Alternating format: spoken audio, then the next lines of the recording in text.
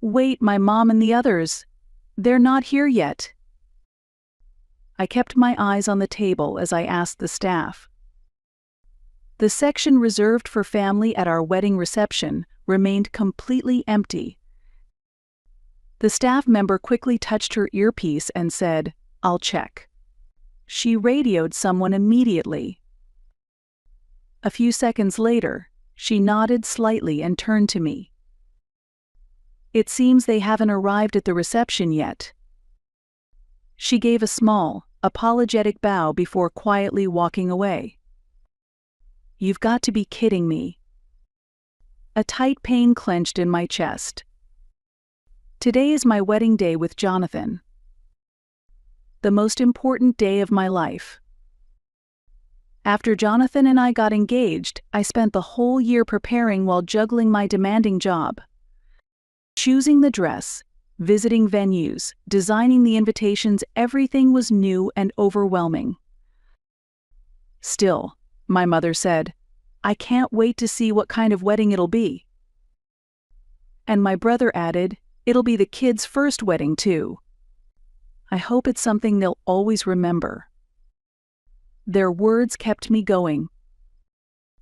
Even on those endless nights in the ICU, I wrote personal messages on each invitation, hoping to make them feel special. I even picked my mother's favorite flower for the table centerpieces. I truly believed everyone in my family was looking forward to it. I believed it with all my heart. And yet, they're not coming? I gripped my phone and started calling. My mother. My brother. No one answered. It felt deliberate, like they were all purposely ignoring our wedding. The joyful sounds of laughter and celebration behind me felt like they belonged to a different world. That's when Jonathan rushed over. "Heather, are you okay?" I pressed my phone against his chest. "My mom and brother, they're not here. Look at the family table." As soon as Jonathan looked over, his expression changed. "Do you think something happened? Any messages?" I shook my head. "Nothing. I've been calling nonstop, but no one's picking up." Back in the dressing room, I sat down slowly and tried to calm myself. Maybe something came up. Worried something might have happened to them. I checked my phone again. Calls, texts, emails, nothing. No messages. No read receipts.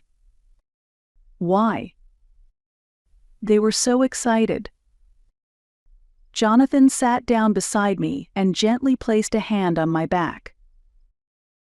"Maybe your mom had some kind of travel trouble, flight delays or something. Even if that's true, they would have contacted me." Still gripping my phone, I thought aloud. "I'm going to check Facebook." Facebook? I just have a bad feeling. Mom always posts something, even in times like this. Nervously, I opened the app. The most recent post hit me like a punch. A picture of a bright blue ocean and white sandy beach. My mother was smiling behind oversized sunglasses. My brother's kids splashing in the water with inflatable rings. My brother and his wife laughing under a palm tree, cocktails in hand. Family trip to Hawaii. Best time ever. #family love, healing vacation. My heart froze with an audible crack. This was posted today, right? I showed the screen to Jonathan. He went silent, then muttered bitterly. "What the hell? They're in Hawaii? Family trip. On our wedding day?" My emotions were so tangled, I couldn't even cry. "Jonathan, give me a moment." I stood up and walked out of the room. This had to be a mistake. It had to be. Then, a message came through. It was from my mother. It's just a minor thing. Stop calling me. I nearly stopped breathing. Jonathan quietly stepped behind me. Did you hear from them? I showed him the screen. He stood frozen for a long moment, speechless. She called it a minor thing. Our wedding, I said quietly. I didn't even have the strength to raise my voice. I spent a whole year preparing. She kept saying how excited she was. What kind of dress are you wearing? She asked. My brother said his kids were so excited to be ring bearers. My shoulders trembled. I always believed. I tried so hard to fit in with my family. I did everything I could. But maybe it was all just pretend. That's not true. At least I know how hard you tried. His words were almost enough to save me. But the thorn stuck deep in my heart wouldn't come out. Tell me, what did I do wrong? You didn't do anything wrong. Then why? Why would they do this to me? Did I make some kind of mistake? Jonathan suddenly took hold of both my shoulders. Heather, listen to me. You didn't do anything wrong. Your mom and brother, they're the ones who are wrong. This isn't about being forgetful or flaky. They deliberately chose to ignore you. I know that. But it still hurts. Finally, I cried. Quietly, but uncontrollably. I'm sorry, I didn't mean to ruin our special day. Don't apologize. You're not the one who should be sorry. From now on, let's build a life surrounded by people who truly value you. Me, my parents, we want you as part of our real family. You don't have to keep pushing yourself for theirs.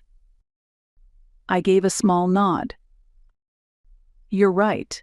I won't expect anything from them anymore. Anyone who can do something like this isn't my family anymore. And just like that, I felt the ice inside my chest begin to crack and melt.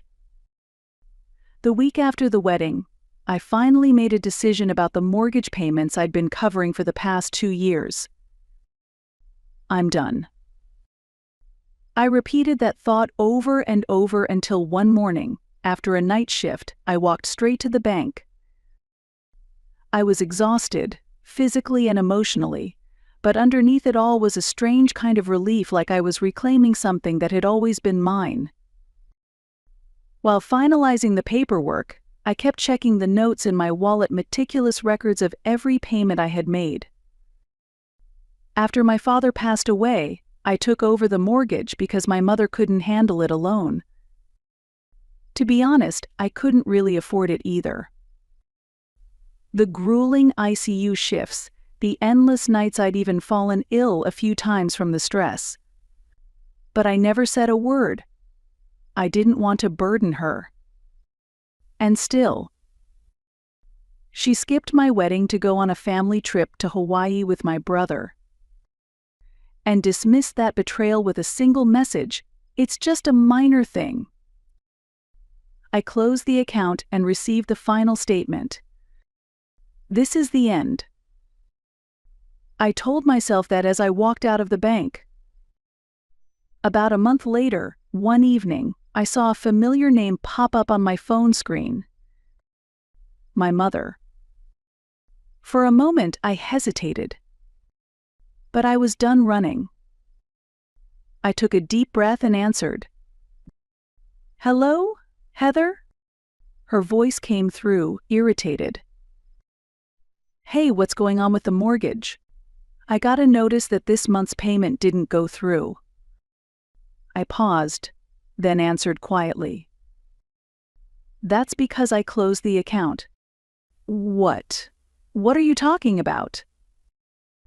"I mean the mortgage account. The one I've been paying." I stopped. A long silence followed. Then her voice rose, sharp and accusatory. Wait a second. You can't just do that out of nowhere. Don't you realize we've built our entire household budget around that? I see. But you told me not to call you over minor things, right? What did you say? That's not a minor thing. That's exactly why I'm calling. When you didn't come to my wedding, you said, it's just a minor thing. Stop calling me. Don't you remember that? I kept my voice steady, but I spoke clearly and firmly. So now I'm giving you the same treatment. Don't call me over something as small as a missed payment. To me, it's just a minor thing. What's that supposed to mean? When you dismissed my wedding as a trivial thing, I realized something. My life's biggest milestone didn't matter to you at all. She didn't respond. In that silence, I continued speaking. You didn't just skip my wedding. You went on a vacation with my brother's family, posted photos about how amazing it was, called it the perfect family trip. And I wasn't part of that family. You left me out. You threw me away. So now, I'm done supporting you. Because I'm not part of your family anymore. I heard the faint hitch in her breathing. I continued. I spent an entire year preparing for that wedding. You said you were looking forward to it, didn't you? You told me over and over, I can't wait to see you in your wedding dress. But the reality was different. Do you have any idea what it feels like to be betrayed by your own family on the most important day of your life? That was just a coincidence. The trip had been planned for a long time, and it was the only time Steve was free. Then why didn't you tell me? Why didn't you even send a message? All I got was, it's just a minor thing. Stop calling. That was your response. As she started to speak again, I cut in, slowly and clearly. So I made my decision too. If I'm just a minor part of your life, then I'm done being your daughter. I won't pay the mortgage anymore. From now on, I'll spend my time and money on me. I used to endure it all just because we were family. But I finally realized I don't have to let someone trample my life just because we share blood. There was a long silence before my mother's voice came through again, softer now. I see. Okay, I'll ask Steve if he can take over the payments. You should. Then I'll hang up. Goodbye. As soon as the call ended, I quietly placed my phone on the table. Some ties have to be cut before they cut me first. And today, I had finally severed it myself. Since then, I'd been enjoying a quiet newlywed with Jonathan. The pain hadn't fully disappeared, but at least now, every day spent with someone I could trust felt gentler, more peaceful than I'd imagined. 2 weeks later, Jonathan went on a business trip for a week, and I found myself enjoying some rare time alone. I treated myself to relaxing spa days and pampering sessions, and visited several cafes I had always wanted to try. I never realized how luxurious and healing it could be to spend quiet time alone. I even signed up for a cooking class I'd been curious about for a while, and learned a few new recipes. When Jonathan got back, I planned to surprise him with his favorite wine and one of those new dishes. Those thoughts filled my days with quiet joy. The day before Jonathan was due home, I came back from a night shift and collapsed onto the sofa. Soft sunlight filtered through the curtains, and I drifted off to sleep. Ding dong. The sound of the doorbell snapped me awake. I checked the intercom and there she was. My mother. Why? Confused, I pressed the intercom button. When I opened the door, she stood there looking gaunt and worn out. She was nothing like the dignified woman people used to call the perfect teacher. Her eyes were tired. She gave a faint bow. "Can we talk for a moment?" I nodded silently and led her to the small guest space by the entrance. As soon as she sat down, she said, "I'm sorry, Heather. Not coming to your wedding. It was a terrible mistake. I don't have any excuses. I don't know what I was thinking." I stayed silent, letting her speak, not interrupting, not reacting. I asked Steve to take over the mortgage, but he said it's not possible. With the kids' tuition and his job not going well, he just can't. I frowned. "So?" I spoke slowly and evenly. "You came here because Steve said no, didn't you?" She looked down and gave a small nod. "Please, I'm begging you. I don't have any other way. I'll apologize 100 times if that's what it takes. Just once more, please help me." As I listened, I felt a dull ache deep inside me. For 2 years, I had silently made the payments. She took it all for granted, never once acknowledging what it cost me. And now, even as she apologized in person, what I felt wasn't the desire to forgive. "Mom, I'm not someone who just shows up when it's convenient for you. I'm not your ATM. I paid that mortgage for 2 years without a word. But what were you doing during that time? Did you ever even once say thank you?" She stared down at her hands, clasped tightly in her lap. "I know. I was wrong, but..." "No. The moment you say but, your apology becomes meaningless. That's how it's always been with you. There's always a but, and somehow it becomes my fault. Not this time. I made up my mind that day. I won't give anything more to people who don't value me. Please don't say that. Just this once. Even just this month." I shook my head slowly. "I'm sorry. I can't go back. The image of that empty table on my wedding day, it'll never leave me. And when you brushed it off as a minor thing, something inside me broke beyond repair.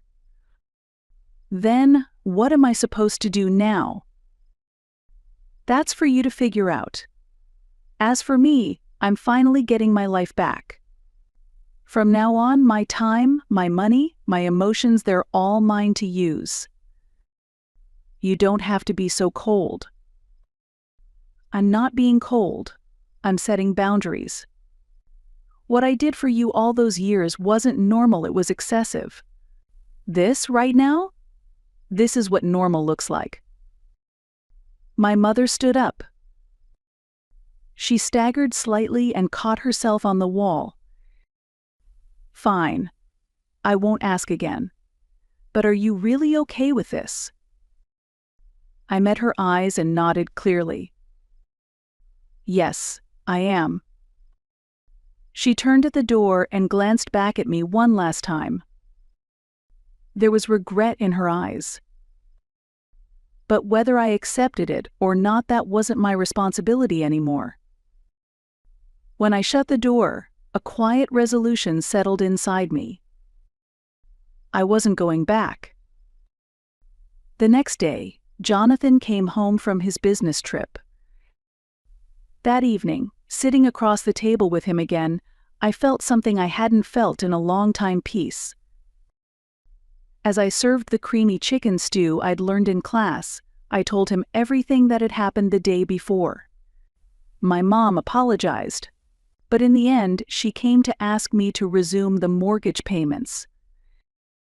I glanced at his face as I lifted my fork.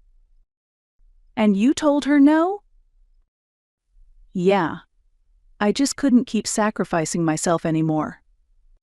But part of me still wondered, was I too harsh? Too cold? Jonathan gave me a gentle smile and reached for my hand. Heather, that wasn't cold. That was self-preservation. If you had kept going like that, you would have broken. You made the right choice. His words lifted a weight from my chest. The lingering guilt began to dissolve in the warmth of his voice. Thank you, hearing that really helps. He smiled and said softly, I'll always be on your side.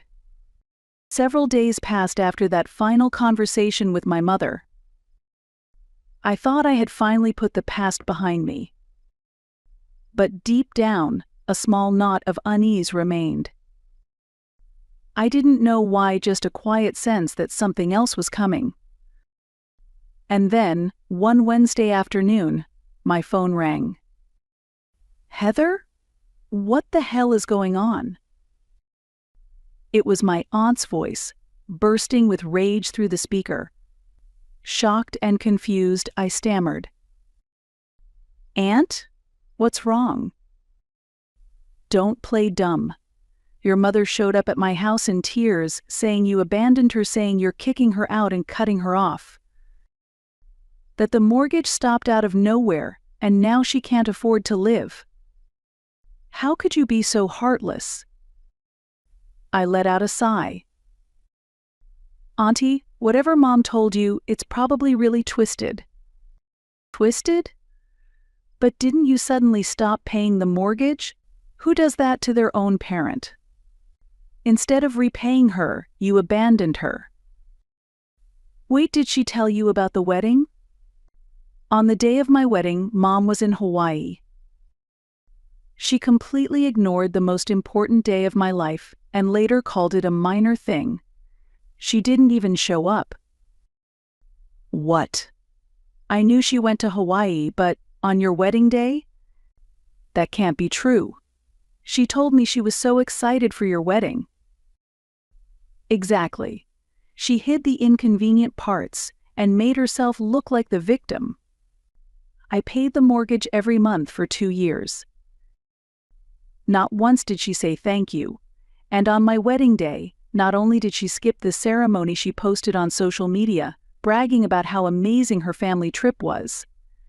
Silence filled the other end of the line. I have proof too. Screenshots of her posts. The message where she said it's just a minor thing. I saved everything. But what?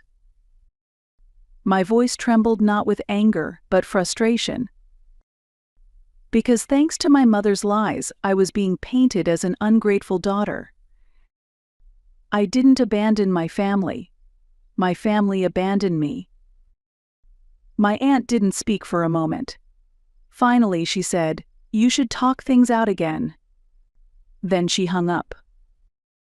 After that, more calls came. Uncles, cousins, distant relatives on my father's side. All asking the same question, why would you do such a thing? Some even said, only a cold-hearted person would abandon their mother. Each time, it felt like a heavy stone being hurled into my chest. As if I alone were the villain, the one who hurt my mother. The words I wanted to say reached the back of my throat, but I was too drained to explain anymore. No matter how carefully I told the story, it never seemed to outweigh my mother's tears and self-pitying lies. I could feel my energy slowly wearing away. I don't know if I can do this anymore, I whispered one night. That evening, I told Jonathan everything. The calls from my relatives, the lies my mother was spreading, and how deeply each accusation hurt. Jonathan held my hand and looked at me seriously. Heather, this isn't something you should carry alone.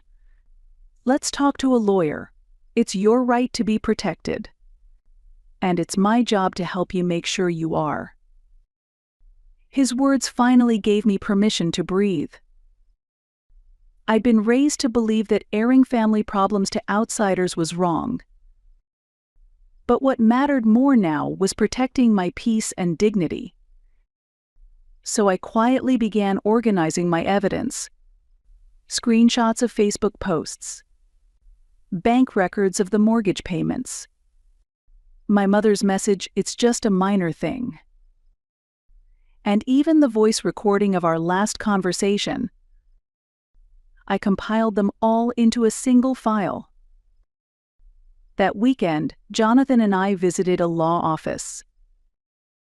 A young female attorney welcomed us and listened carefully to everything I shared. She nodded throughout. Given the emotional harassment and slander from extended family and the ongoing pressure, you do have a solid case for a restraining order. You have more than enough evidence. You can rest easy now? I felt something in my chest begin to loosen. You mean I'm allowed to do this? Not only are you allowed, you should. You have every right to live in peace. It doesn't matter who it is, not even your own mother. No one has the right to hurt you. Tears welled up in my eyes.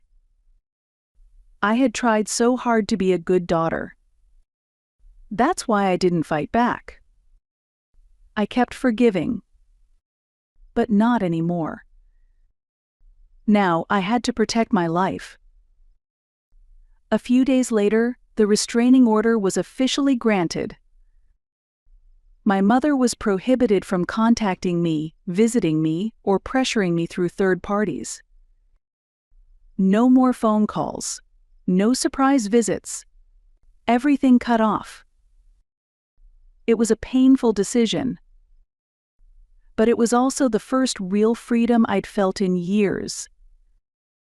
When I told Jonathan, he gently pulled me into his arms. You did the right thing. Those words made me feel like I could finally breathe again. I wouldn't let anyone make me feel invisible again. I had broken free from the chains of family. The week after the restraining order was enforced, my phone finally went quiet. The barrage of accusations from relatives and non-stop notifications vanished as if they had never happened. The tightly wound string inside me slowly began to unwind. That day, I felt something shift. For the first time, I thought, I never want to be hurt like that again. So I acted. It was the first time I'd ever drawn a line with someone I once called family. I had been terrified at first, afraid of being seen as a cold daughter or accused of being ungrateful. But now, I'm proud of the choice I made, proud to have protected myself. From now on, I can live for me. That thought began to change my everyday life in small but meaningful ways. Then one day, I received a message from Jonathan's mother, Kathy. To be honest, I was a little surprised. From the beginning of our marriage, Kathy never overstepped. She respected my boundaries, always giving me space. But even so, she consistently showed me that she cared. She would send me care packages with handwritten notes like "Don't push yourself too hard," or message me to say, "If you ever need anything, don't hesitate to reach out." Her kindness was never overwhelming or performative. It was gentle. And because it wasn't forced, it touched me even more. After the wedding incident, not only Kathy, but Jonathan's entire family began to treat me like I was truly one of their own. Surrounded by that warmth, my heart slowly began to open again. We're having a little dinner party at the house next week. We'd love for you both to come, if you're free. Her voice was calm and inviting, never formal or pushy. Thank you. We'd love to. I answered without hesitation. I truly wanted to go. It wasn't out of politeness or obligation, it felt like returning to a warm and welcoming place. That weekend, Jonathan and I visited his parents' home. Kathy and the others greeted us warmly, and the entire house radiated a comforting, peaceful atmosphere. As Kathy brought out the food, she looked at me and said, "Heather, I never got the chance to say this before, but you looked absolutely beautiful on your wedding day. I saw the pictures, your dress suited you perfectly." I smiled, a little shy. "Thank you. To be honest, I was incredibly nervous that day." "Well, you didn't show it at all. You stood there so confidently. I can see exactly why Jonathan chose you." Unexpectedly, something warm bloomed deep in my chest. My own mother had never said anything like that to me. No matter how much I did, how much I gave, it was never acknowledged, it was simply expected. But now, for the first time, I felt what it meant to be genuinely appreciated. Then, one day, my aunt called. "Heather, I owe you an apology," she said. "I completely misunderstood everything about you." I was stunned into silence. "Jonathan called me. He explained everything, how much you sacrificed, how much that wedding meant to you, and even the mortgage payments. He explained it all, clearly and kindly.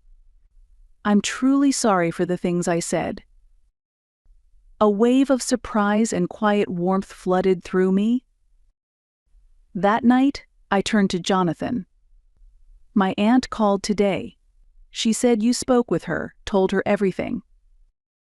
Jonathan gave a small, sheepish smile and gently held my hand. "Yeah, I just couldn't stay silent anymore. You gave so much, and they turned on you.